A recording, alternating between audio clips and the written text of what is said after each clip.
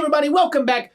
Trailer reaction time. And today I've got a blind trailer. I don't know anything about this. I've never heard of this thing. Have you guys heard of this Star Wars, I think it is, or something like that? I don't know. I mean, I've never... What is that? That's a weird name. Yeah, we're here for the special look trailer at Andor Season 2. I can't wait to see what kind of beer commercial music they use in this one.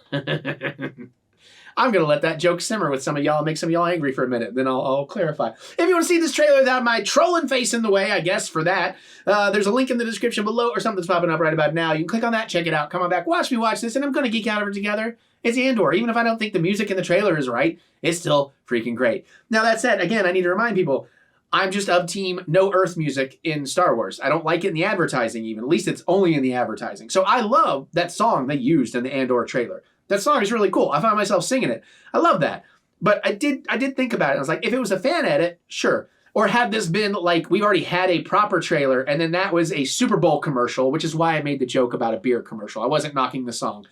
And score and soundtrack, different things. They have different relationships with film. So score is technically Earth music, but that doesn't count. It's a different thing. The language is different in film. Soundtrack, very different thing. Star Wars doesn't need a soundtrack. Star Wars has never been music based. It's had some songs, but they've always been very alien songs. I think the least alien song was probably Jedi Rocks, and whew, it's still a bit alien, but ooh, it's not a fun one. Even though it does get stuck in my head. But you know, you got the Cantina Band. I cannot think of the name of it. I know it's not Sice Noodles and the modal nodes, and I know, you know, it's Jizz and all that. Cantina theme. I don't know what it's called. I should know. They say it in Batu very regularly. Oh well. And you know, we've had some other stuff too, like Gaia from the Expanded Universe. I mean, that stuff's fantastic. Anyways, I don't know what I'm going to get here, but obviously there's going to be some talking heads. This is kind of behind the scenes with some footage and everything, and I'm whipping out my phone because technically this was requested, and I might not have done it had it not been requested. So let's give Linky Pityu. Am I saying it right? LINKYPITYU. Lincoln Pityu. Thank you for letting me know about this, and we're going to check it out because of patrons like you. Well, you're not really a patron, but yeah, I wanted to make the joke. That said and done, I got nothing else to say about it until we see it. Let's watch a little more Andor goodness, which I'm very, very excited for. Let's watch. Emergency broadcast, if you can hear me! We are not who we were when we started. Imperial ships are already landing. We need to speak out. We need to stand up. Is there no one who can help us? We need a pilot. A soldier. Everything I did for the rebellion. Revolutionary movements are spontaneously happening all over the galaxy. How those come together is the stuff of our story.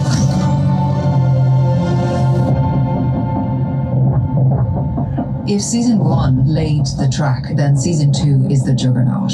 The Empire cannot win. Well, they haven't won yet. We're building a real army. The rebellion's everywhere now. Galaxy of opportunities. The insurgents have weapons at this point. We're counting on it. These 12 episodes are going to take us over the next 4 years into Rogue One. The complexity of the show, the possibilities of the show. It has to be all in. Nobody's allowed in here. You're thinking like a thief. I'm thinking like a soldier. Think like a leader. The size and scale of this production is unparalleled. The sets and the costumes are breathtaking. Everyone does the homework. Everyone takes the time. And you can tell. Dude, they're doing it. See, Oh, they're doing it. This is what you live for. It's human. It's incredibly truthful. And it just happens to be in a galaxy far, far away. It's the urgency of the situation. Lock it down! If we do not stand together, we will be crushed. This is the end. Have no expectations. Yes. Yes! Now see what happens when you use proper Star Wars music. Honestly, if they hadn't cut into the talking heads, that took me out of it slightly. I mean, it was great. I'm not knocking that because it was a special look on the trailer. But I'm saying, score gets me emotional. Soundtrack, not so much. And that felt so much more epic to me and so much more hype and so much more truthful. Because a lot of people are like, well, they're trying to bring in, more general audiences. Yeah, but I mean, if they're lying to those general audiences and they come in because of that music and think that's the tone of the show and then it's not, you're just adding to more people that are going to complain online. So I think false advertising here is a bad decision. But I don't want to dig on that too much because this looks phenomenal. I mean, we got K2SO for sure, a bunch of K2SOs. We got B2, that adorable little droid. Bix, of course, is back. And, I do think that's Lothal. And it's like the brick thrower, the guy with the brick and everything. I don't remember all the details. I need to rewatch Andor. Because, I let myself forget things fairly easily so I can enjoy them again as if they're somewhat fresh. But one thing, I forget what it's called, but there's a huge turning point in the rebellion leading up to the original Star Wars where there is a slaughter at a protest, at a rally.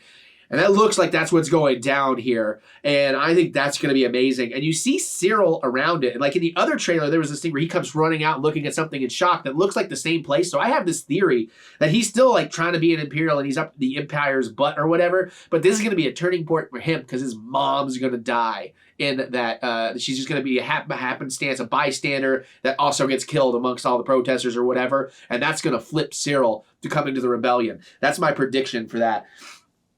But our Lady Imperial looking even meaner and just given the order to do it. That's interesting. So much more critic. We see the U-Wing, which is a killer ship. I really love the design of the U-Wing. And, it just looks incredible. And then, talking about how it's like the scale of the production and they're doing so much of this real makes a huge difference. That's one of the things that really set Andor apart visually is it feels more real. I have not really hated the visual effects of most of Star Wars. There's been a thing or two here or there, a shot or two. It's like, not as well composited or the volume didn't quite line up. But I think there's definitely a feeling you're getting, even with all the pros and cons of, say, the volume and all that stuff, but to do it in real places, like with real grand scale effects and massive amounts of extras and background actors, you feel it as a viewer. This just looks absolutely incredible. I'm not surprised. It's happening late April, which is great. Comes a little bit after my birthday. It comes just before my May 4th trip down to Disney, to go celebrate May 4th down there. Of course, now I have to look at, am I going to try and sneak out to California just after that? Or, oh God, I would have to do it just after that because it's during Seasons of the 4th. But they're not Seasons of the Force in California Disneyland. But they don't start this till May 4th, and Seasons of the Force ends on the 11th. But I'm coming home on the 9th. I don't think even if I wanted to do this, even if I was willing to pay the money, I could do this. But they're doing limited edition. I don't know how limited they are, if it's just a full parts refresh that's going to stick, or if it's a limited time only, and they seem to only be doing it in Disneyland. But we're finally getting refreshed lightsaber parts at Savvy's. Something about pirates delivering them. There's like a whole new story. And like, I need to do that, but I'm already committed to Disney World. Anyways. This looks phenomenal. So I get to have a great April because I'm going to be rewatching the original Andor, leading into the new Andor, and that's going to start right around the time that I'm playing Star Wars Outlaws to put out for my May video game Let's Play series. And then, oh God, that's so cool. They just look so cool, and I love when the music's right. Like, even that last trailer, if you loved it, fine. I'm not telling you not to love it. I'm just saying I don't think that's Star Wars when you put real Earth music. And by Earth music, I mean a song that I may not hear that song turning on Top 100 radio, but it feels like you could. And if it feels like something I could hear on terrestrial Earth-based radio, then I don't think it has any place in Star Wars. That's me, lifelong Star Wars guy, But I think, I don't know. But I saw fan edits of that last trailer with actual Andor music, and I thought it was like 10 times better. But that's me. I'm smart and I know things. I don't know why everybody else is so dumb. That's a joke. That is a joke. I do not mean that. Not at all. We all get to have our opinions and our good times and our good thoughts and all that. And I'm talking way too long because I get to go watch Cobra Kai with Mary. This looks amazing. Obviously, I'm in. Thank you. Was it Pinky? No, Pinky was the second word. Linky, Pinky you? I know I'm close, but I don't think I had it. Linky pity you. Okay. Thank you.